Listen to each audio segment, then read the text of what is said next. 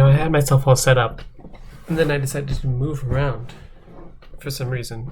And then I had to reset myself up again, so now here we are. Okay, cool. Loki, are you okay? Loki's sleeping on the floor right now, so we're gonna hope that he's not going to be too bothered by me. Or rather, that I shouldn't be too bothered by him. He's in my room. Anyway, as you can see, today we're wearing more makeup. Wow, it's crazy, isn't it? I don't normally wear makeup. This is a new thing for me, and I figured why not share that with the whole internet while I'm here. So that's what we're doing today. But what else we're doing today is we're going to be continuing our MCU rewatch. And I don't have a themed shirt for this one. In fact, I'm going to be recording the next few movies all at once. Probably just the rest of Phase 1 for now. Maybe a couple movies in Phase 2. We'll see. But I don't have shirts for every one of them, so I'm not going to take the time to swap out for everything. And also, I think I look good right now. So we're going to try to shoot for all of these at once. So if you're wondering why I look the same in all those videos, that's why. So for The Incredible Hulk, as I did with my Iron Man review, I'm not going to be recapping this whole movie, primarily because I wouldn't be very concise, and I feel like I would just constantly leave bits out. Every time I try recapping movies, I feel like I have to address every single plot point, and it just makes it way too long. So we're just going to get right into it and talk about what my thoughts are on the movie. And they're pretty negative. I don't really like this movie. In fact, as of right now, I'm a little past Phase 2 right now. I watched Iron Man 3 and Thor: The Dark World, and The Incredible Hulk is the worst one of the bunch so far.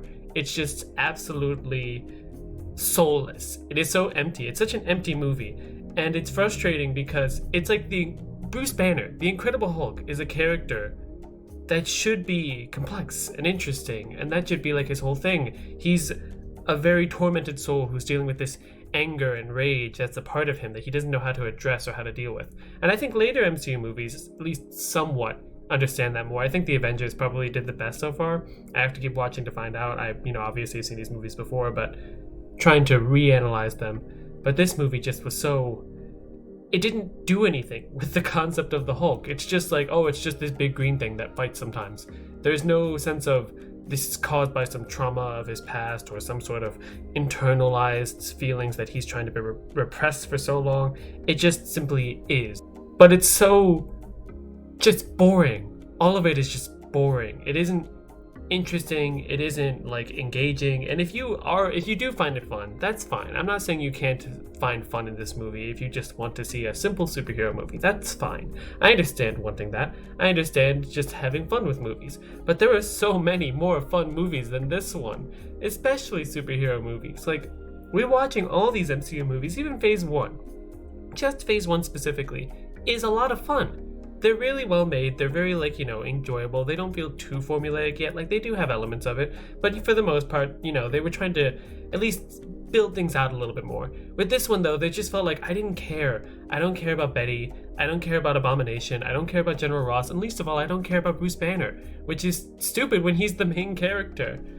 But if you do want just empty fights, even these fights are just kind of lame. The fights in this movie are not very interesting. The first one's all shadowy. The second one is just boring. The third one is just a big punch 'em up, and there's no real there's a couple clever moments. The whole clap to put out the fire thing was kind of cool. But aside from that, there was no sense of creativity other than just big bad guys punching each other over and over again. And the CGI just aged horribly. And I know that it's from 2008, but Iron Man looked better than this movie. All the Phase 1 movies look better than this movie. This movie just looked like garbage so much of the time. And it just was genuinely upsetting, not interesting, not a fan of it. If I'm being completely honest with you, I don't even have that much more to say about it, because I kind of watched this movie a little bit ago, so I don't have super immediate thoughts about it. So for now, we're just going to say that's the review, and maybe we're going to just kind of keep talking about other MCU movies, because why not? You know what? Let's bump some of these out all at once. I think that's a good idea. Iron Man 2. I do not like this movie. I don't like Iron Man. I don't like him as a character. I really don't, and for a couple reasons, but primarily because it's just they just let him get away with everything. Literally everything. He just is allowed to do whatever the hell he wants, and there's nothing really stopping him. Because as much as it's but he was losing his friends because he was being a dumbass, it's he was dying. It's not like something he chose to do. It's just something that happened. oops, I'm dying. I guess I'll just party away the rest of my life.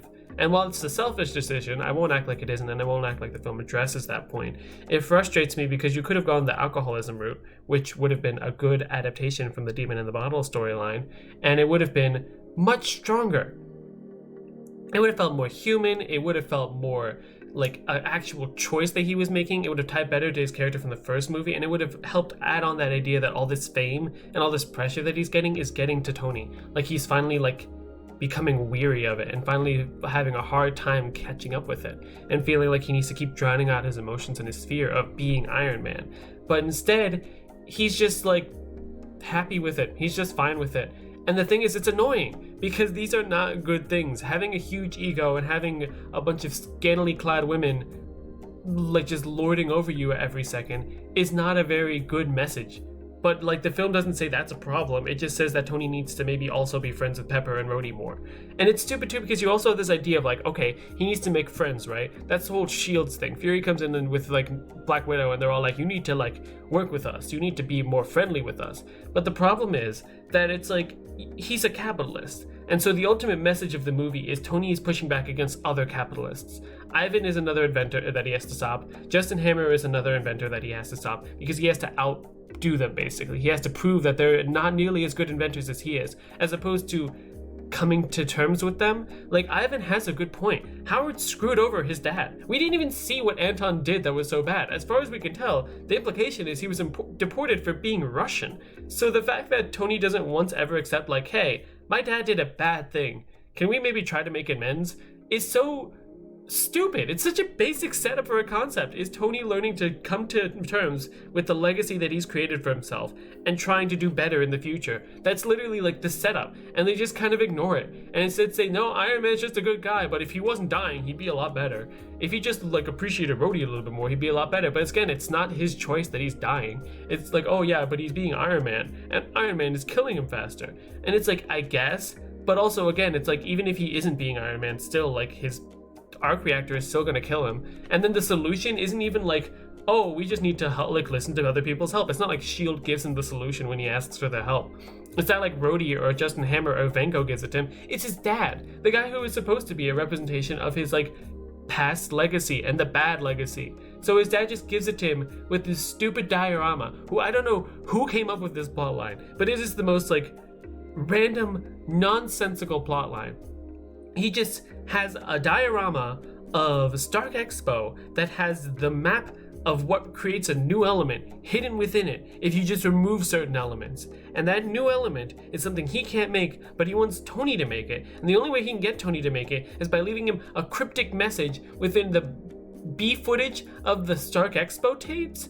And then Tony, magically, that element is able to be created within like the first try, because Tony always builds everything right the first try, which is so stupid for a concept about science. Like, science is not just immediate, like, get it right. Scientists love trial and error. That's what makes up science, is trial and error. So for Tony to get everything right all the time, it just adds on to that idea that he just has everything handed to him, and he doesn't have to own up to anything. He can just do everything, naturally. And then the element happens to be the perfect element that'll fix the arc reactor so that Tony won't be poisoned anymore. It's so dumb, and I hate it, and it doesn't make any sense. And even when I was a kid, I remember thinking to myself, what the hell is happening? Every time I watch this movie, I still couldn't put it together, and even now, I still don't really understand it. It's just stupid. And then there's also all of the misogyny too, of course. Black Widow constantly gets objectified. The more I watch these movies, the more I'm convinced that the only reason they hired Scarlett Johansson, the only reason she's still around, is because they thought she looked hot as Black Widow in this skin-tight suit and in her underwear all the time. And as much as I don't want to give her no credit, because Scarlett Johansson has given great performances before, I feel like these movies don't challenge her at all. They don't expect her to act like interesting or to try to put on that air of like being a super spy. She just kind of acts the same all the time. And then the movie just is like, yep, that's a good enough performance for us. And I don't think it is, and it's frustrating. And I get that there are certain things about this movie that people like. They like Justin Hammer primarily, and he's fun. Sam Rockwell's always fun. I love Sam Rockwell. But that doesn't mean that it's like a great movie just automatically, just because, oh yeah, it's, you know, the villain is kind of funny for a second. And that's about it. He says bored. That's funny. Bored. King Shark did it better, okay? King Shark did it better. So yeah, I don't like Iron Man 2. I don't like the message of it. I don't like the story. I don't like the characters. It's not even that it's a terrible movie, because it is like engaging enough that you're entertained. Like a lot of these movies too, it's like I'll complain about them forever, but they're entertaining. They're made in a way that you care and that you are entertained while you watch it, even if it doesn't really matter, and even if you might forget what happens by the end of the movie, you'll just still have a good time, and you'll go, yeah, it was a good one, to like anyone that asks you how it was. So there's value in that, and I won't act like there's not value in that. I don't like being one of those film snobs that likes to say like, oh, if it's not thematically coherent, then I don't think it's a good movie at all. I like giving credit to movies for being entertaining at the very least, because sometimes it's really hard to be entertaining. Some movies can be the most like deep, complex films ever, and you just aren't entertained. You just don't care. And that's an important element in making movies, I feel, is keeping your audience on board the whole time, beyond just simply playing to their natural like wants and desires. Basically, just don't commit to fan service, while also don't be completely boring and ignore your audience. That's how I view it, at least. That's my thoughts on the movie. Moving on to Thor. I actually would go to these out of order, so I didn't need to tell you that. But yeah, technically speaking, the next one I'm talking about is Captain America, but in the video it'll be Thor. So our next movie is Thor. Now, the first Thor movie I actually saw in theaters with my mom. This is my first MCU movie theater experience. I was a fan of Marvel before that. I think I might have seen Iron Man by that point, and maybe Hulk, but I didn't see Iron Man 2, because I remember it being like advertised a lot and having not seen it in theaters, so it wasn't really available to me yet, and no one was renting it, so it's like I just didn't see it. But despite that, I still remember really enjoying this movie. It kind of like sparked my love of the MCU in general. It sort of made me go, oh, I gotta go rewatch the old ones. And then I was super excited for Captain America, and Avengers was just a huge moment for me in my life. So rewatching this, I was thinking like, okay, is it going to be that good, or am I going to feel like, it's not great? And I do understand why people don't like this movie, because there are a lot of things about it to not like. Primarily, the cool elements, the Asgardian elements, aren't really focused on as much, and there's a lot of side characters that sort of drown everything out to the point that it just feels kind of a lot of nothing. You have the Warriors 3 and Sif, who are just sort of there. They're all like very basic archetype characters, and while I do think that there is an argument to be made that they could have just simply done more with the characters later, for now at least there isn't really much going for them overall. And then like Darcy and Selvig, yeah, I almost called him Stellan Skarsgård. Darcy and Selvig are also just kind of there, and even Jane isn't really like fleshed out to the same extent. I will say, of the MCU Phase 1 like female love interests that are kind of shoved aside later, Jane is probably second strongest, underneath like Peggy maybe, because Jane at least has a clear sense of like she wants to do more research and to gain notoriety from her research. There's a clear sense of like internal goals that Thor is willing to help her with, and there is like a back and forth between the two. They're both helping each other and moving along together, which is more than I can say for like Betty Ross or Pepper Potts. The only thing is that Jane's like attraction to Thor seems to be purely based around the fact that she finds him physically attractive. Like there are so many scenes in this movie where they're just like gazing at each other like, oh my god, you're so hot, oh my god. And it's just kind of like, yeah, don't get me wrong, I get it, you know, I'm not gonna act like, look, I'm straight, contrary to what you may be assuming. I am straight, but I understand Thor's cut. My dude's got a full thing going for him. I get it. Aside from like the bleached eyebrows, I get it. But also it's like nothing really. There's no like, you don't like his personality a little bit more, maybe like, I don't know, like laugh with him a bit more. There seems to be I get it. It's fine. I think again, this is one of those things where rewatching these movies, I feel like this is a lot of groundwork that had room to grow.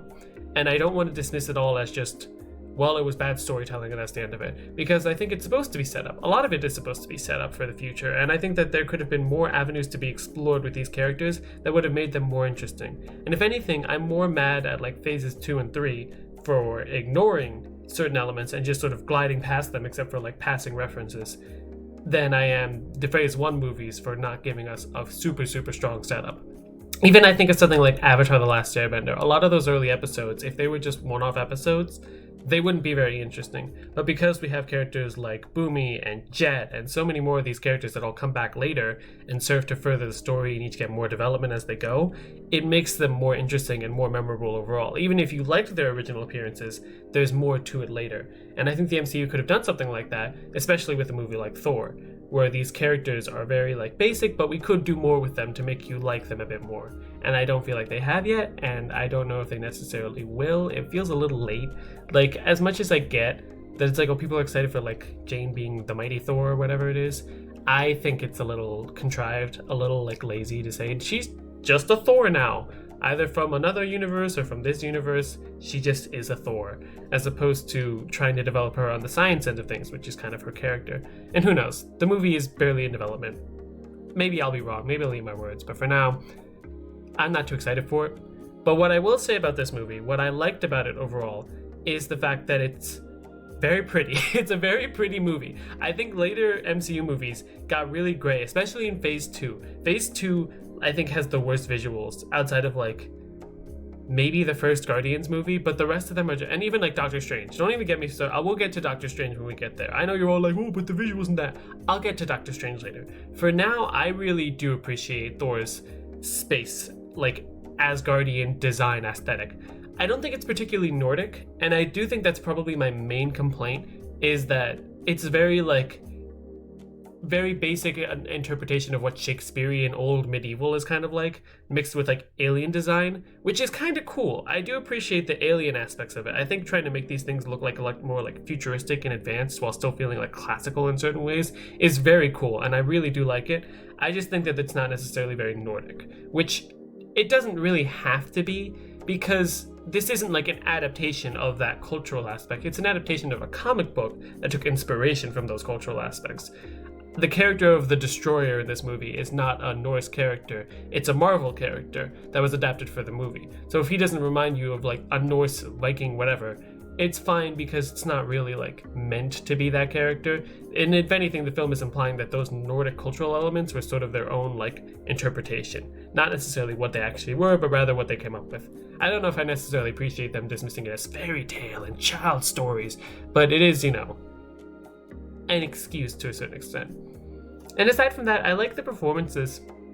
Chris Hemsworth is really good as Thor. Tom Hiddleston obviously is great as Loki. The moment where he like discovers that he's a frost giant, honestly, is like a really good moment. I just think it works so well the way he's just like screaming at Odin, like, you know, like, why did you do this to me? Why did you like set me up basically to fail?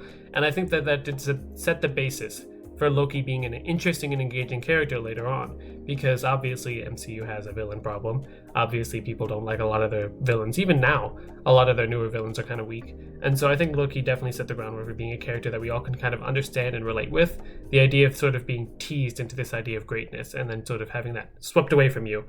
I think it works out well. So yeah, overall, I liked it. I don't think it's a great movie. I think it's a pretty good movie though. I think for the most part you can watch it and you can enjoy yourself, and you can really appreciate certain elements of it. I think the people who are a lot more harsher on it, I think just wanted something a bit more quippy. It kind of frustrates me even to a certain extent, because watching these movies, I feel like they all have much more distinct tones compared to each other, and we'll get into that with Captain America.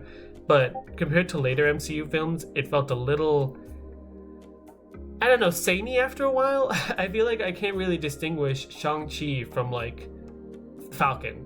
You know, they feel very similar. The same with like, you know, Wong and even Doctor Strange to an extent. And my phone is buzzing. And why does it have to do that right now? God damn it. But in any case, we're gonna not edit that out because whatever. I felt like this was a little bit more distinct. And even Thor Ragnarok to a certain extent felt very like samey to the rest of the MCU in terms of its humor. With this, it felt like it was trying to take inspiration from different elements. The idea of this sort of like clueless, like, you know, fish out of water idea was much more interesting to me than just Thor being like the same like quirky, sarcastic dude that we see in all these movies. There's literally like a thing, what is it? It's like the one joke where he like tries to lean up against a wall and then like he nearly falls over, and then like he's like, you know, like tries to adjust himself from Thor Ragnarok, that I swear is like such an overused joke. Like I literally remember it was being used in a different movie, and it's stupid that I can't remember it now. Maybe I'll add in the clip into this, we'll see.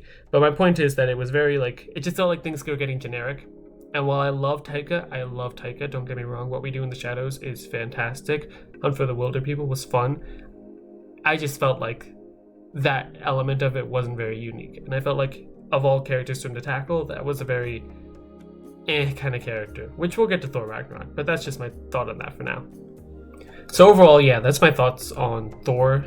I generally think it's a step in the right direction compared to like the previous two movies. I don't think it was as good as Iron Man, but I kind of missed this element of Thor. I kind of missed this sort of very like ethereal sense of Thor, this weird like ancient culture kind of idea. The music in this too, by the way, I didn't even mention the music is great, and I miss Thor's theme, and I hate that we've just kind of like abandoned all the Phase 1 themes, because the Phase 1 themes are really good, and I wish they were more consistent with them, because otherwise it's just kind of frustrating. So we'll talk about Captain America and maybe also the Avengers in the next movie. Maybe we'll also cover Iron Man 3 and Thor: The Dark World. I don't know yet. We'll see. So I'll still be in this... I'm still recording right now. I'm just going to upload these in 2 separate videos. I don't know why it's so hard for me to explain this stuff. This is very like fly by the seat of my pants, just make stuff kind of mentality. So hopefully that works for you guys, and hopefully people stop making so many loud car noises in the background. I don't even know if you can hear them, but I can hear them and they're annoying.